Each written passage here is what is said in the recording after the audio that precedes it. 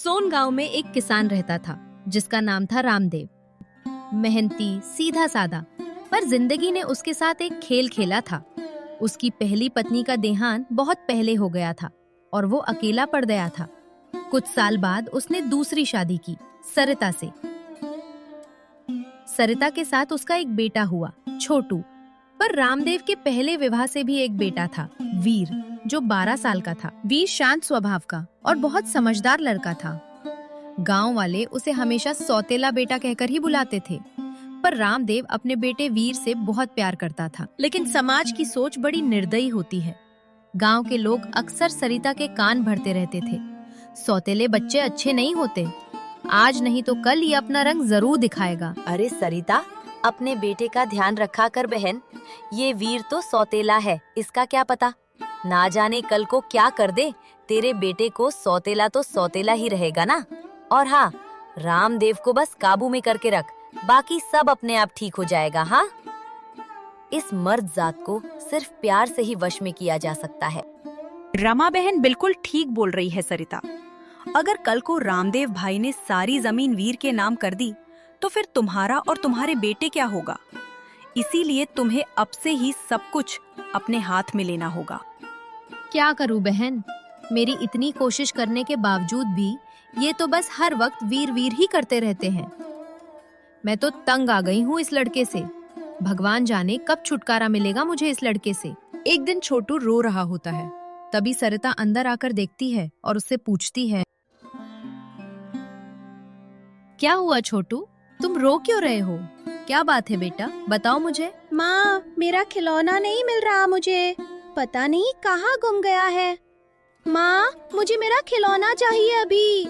ये पक्का उस बदमाश वीर का ही काम होगा, उसने ही चुराया होगा। तू रुक बेटा, मैं अभी आती हूँ।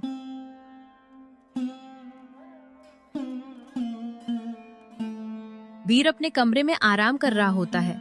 तभी सरिता उसके कमरे में गुस्से से भरी हुई आती है। माँ, क्या हुआ माँ, क्या बात है? वीर, मुझे सच सच बता, तूने छोटू का खिलौना कहाँ छुपाया है, वरना मुझसे बुरा कोई नहीं होगा। नहीं माँ, मैंने कोई खिलौना नहीं चुराया। भला मैं अपने छोटे भाई का खिलौना क्यों चुराऊंगा? नहीं माँ, मैंने कुछ नहीं चुराया माँ, मैं सच बोल रहा हूँ। तो तुम ऐसे नहीं मानोगे? ठीक है, आज रात तुम्हें कोई खाना नहीं मिलेगा, फिर ही तुम्हारी अकल ठिकाने आएगी। क्या बात है, क्यों चिल्ला रही हो इतना वीर पर? आपके बेटे ने हरकत ही ऐसी की है। आपको पता है, इसने हमारे छोटू का खिलौना चोरी किया है और अब ये मुझसे झूठ बोल रहा है कि ये सब इसने नहीं किया। घर में और कौन है जो उसका खिलौना लेकर जा सकता है? पिताजी, मैं सच बोल रहा हूँ, मैंने छोटू का कोई खिलौना नहीं चुराया। धरती माँ की कसम पिताजी, मैं झूठ भला क्यों बोलूंगा? आपको लगता है मैं ऐसा कर सकता हूँ? सुन लिया तुमने अब अपने कानों से, मेरा वीर बेटा कभी झूठ नहीं बोलता।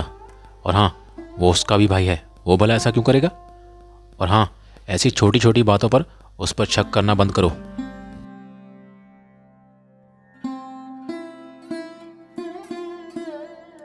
वीर बेटा, मुझे तो कभी कभी लगता है कि मैंने दूसरी शादी करके बहुत बड़ी गलती कर ली है।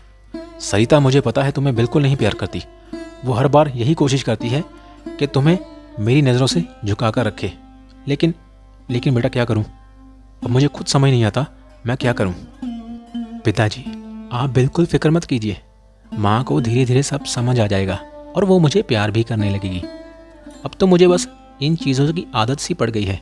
बाकी आप सब समय पर छोड़ दीजिए, सब ठीक हो जाएगा पिताजी, सब ठीक हो जाएगा। मुझे गर्व है बेटा तुम पर कि मुझे तुम जैसा समझदार और ईमानदार बेटा मिला। खुश रहो बेटा, खुश रहो। कमरे में आते वक्त सरिता देखती है कि छोटू अपने वही खिलौने के साथ खेल रहा था जो खो गया था। अरे छोटू, ये खिलौना तुझे कहाँ से मिला बेटा? माँ, ये तो मुझे हमारे कमरे में बेड के नीचे से मिला। ये मेरा सबसे अच्छा वाला खिलौना है माँ। ये सुनकर सरिता को बुरा भी लगता है कि उसने अनजाने में ही वीर को इतना बुरा भला बोल दिया। तभी उसके मन में फिर से गांव वालों की बात याद आ जाती है कि सौतेला तो सौतेला ही होता है, और वो बात हमेशा के लिए उसके मन में बैठ चुकी थी। तभी सरिता के घर का नौकर चमन उसके पास आता है। देखो चमन, तुम्हें पता है ना, अगले हफ्ते छोटू का जन्मदिन आने वाला है। तो मुझे सारे घर की सफाई जल्दी चाहिए। ये काम तुम कल से ही शुरू कर दो, ठीक है? जी मालकिन, आप फिक्र मत कीजिए, 2 दिन में मैं पूरे घर की सफाई आराम से कर दूंगा। हाँ, चिंता मत कीजिए, हो जाएगा, सब हो जाएगा। अगली सुबह सरिता अपने कमरे में आती है और अपनी अलमारी खोलकर जब अपने गहनों को देखती है तो हे राम, मेरे गहने कहाँ गए? जी सुनिए, मेरे गहने नहीं मिल रहे। देखिए ना, लगता है मेरे गहने चोरी हो गए हैं। हे भगवान, मेरे इतनी कीमती गहने कहाँ चले गए? जी जल्दी आइए। तभी रामदेव भी भागता हुआ सरिता के पास आता है और उससे पूछता है, अरे अब क्या बात हुई? इतना शोर क्यों मचा रही हो? बताओ क्या बात हुई? जी मेरे सारे गहने चोरी हो गए हैं। मैंने कल ही तो इस संदूक में रखे थे, लेकिन आज यहाँ नहीं है। अब बताइए मुझे, इन गहनों को जमीन खा गई जा फिर आसमान खा गया? हो ना हो इस बार तो पक्का ये काम वीर का ही है। बस बहुत हो गया तुम्हारी तो हद ही हो गई है। बार बार वीर पर शक करना ये अच्छी बात नहीं है सरिता। तुम्हें मैंने पहले ही बोला था, वो मेरा बेटा है, ईमानदार है और सच्चा है। उस पर शक करना बंद करो। वो ऐसी हरकत बिल्कुल नहीं कर सकता, समझे तुम? मैंने गहने अपने हाथों से इसी संदूक में रखे थे, मुझे अच्छी तरह याद है। लेकिन मुझे लग रहा है कि आप अपने बेटे की इस हरकत अब पर्दा डालने की कोशिश कर रहे हैं। रामदेव उसे समझाने की बहुत कोशिश करता है, पर इस बार सरिता का गुस्सा 7वें आसमान पर था। वो मानने वाली नहीं थी। दोनों में इस बात को लेकर खूब बहस होती है और बात पंचायत तक पहुंच जाती है।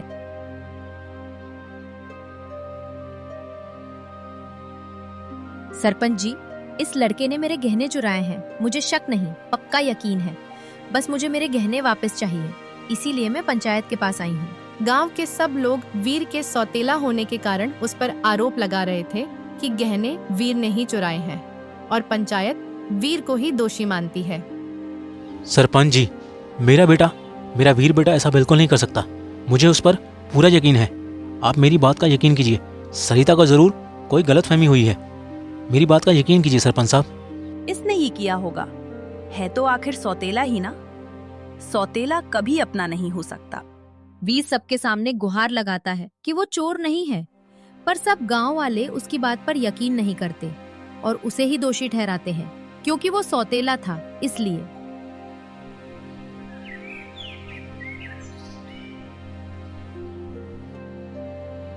वीर का आत्मविश्वास पूरी तरह टूट चुका था।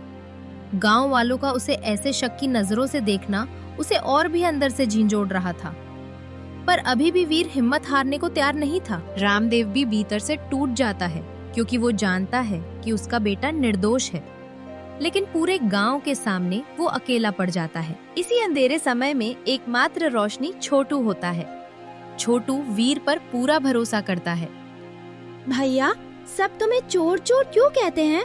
सब बोलते हैं कि तुम बहुत बुरे हो। क्या ये सच है भैया? लोग ऐसा क्यों बोलते हैं? पर मुझे पता है, मेरे भैया दुनिया के सबसे अच्छे भैया हैं। छोटू, तेरा भैया चोर नहीं है। गांव वालों को जरूर कोई गलतफहमी हुई है। ये सब लोग गलतफहमी के शिकार हैं। समय आने पर सब ठीक हो जाएगा मेरे भाई, सब ठीक हो जाएगा। पर वीर के दिमाग में ये सवाल भी दस्तक देता है कि आखिर घर में से गहने गए कहाँ?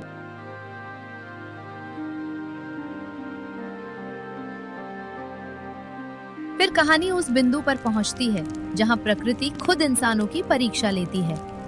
एक दिन खेत में भयंकर आग लग जाती है। आग लगने की हफड़ा दफड़ी में सरिता यह भूल जाती है कि छोटू उसके साथ था, लेकिन छोटू अब उसके साथ नहीं था, वह कहीं खो गया था। अरे कोई आग को बुझाओ, बुझाओ कोई इस आग को, कितनी तेज आग है। अरे हमारा छोटू कहाँ गया? मेरा छोटू कहाँ गया? अभी तो यही था। तभी वहां पर वीर भी आ जाता है।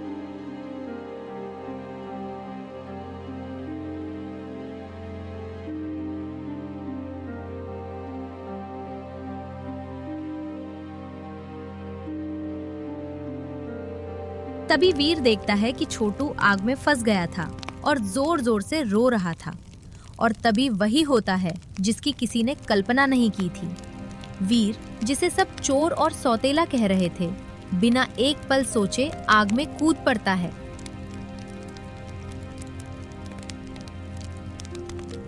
वीर छोटू को सही सलामत आग से निकाल लेता है और तभी वो अचानक जमीन पर गिर जाता है। भैया, क्या हुआ तुम्हें भैया? उठो ना भैया।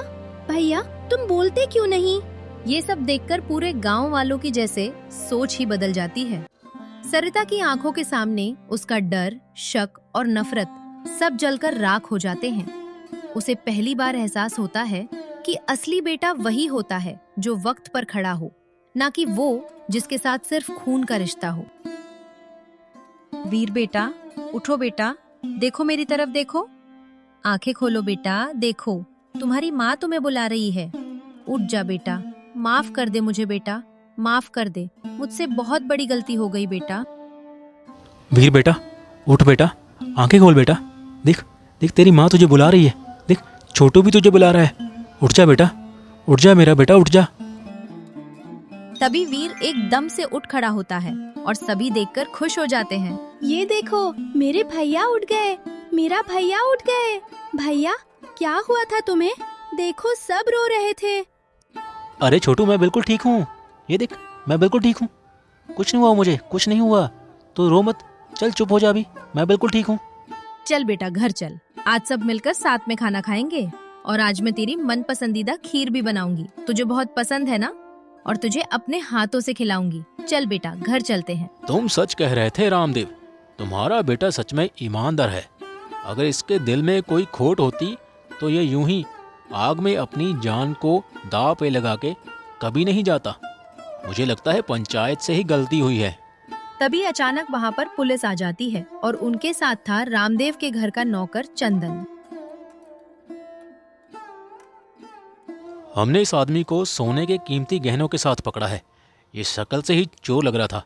मार खाने के बाद इसने बताया कि ये गहने किसी रामदेव नाम के आदमी के हैं जो इसी गांव में रहता है। तो हम चले आए आपके गहने वापस करने। जी जी इंस्पेक्टर साहब, ये सारे गहने हमारे हैं। ये चंदन है, हमारे घर में काम करता था, लेकिन हमने सोचा भी नहीं था कि ये सारे गहने इसने चुराए हैं। आपका बहुत बहुत धन्यवाद इंस्पेक्टर साहब।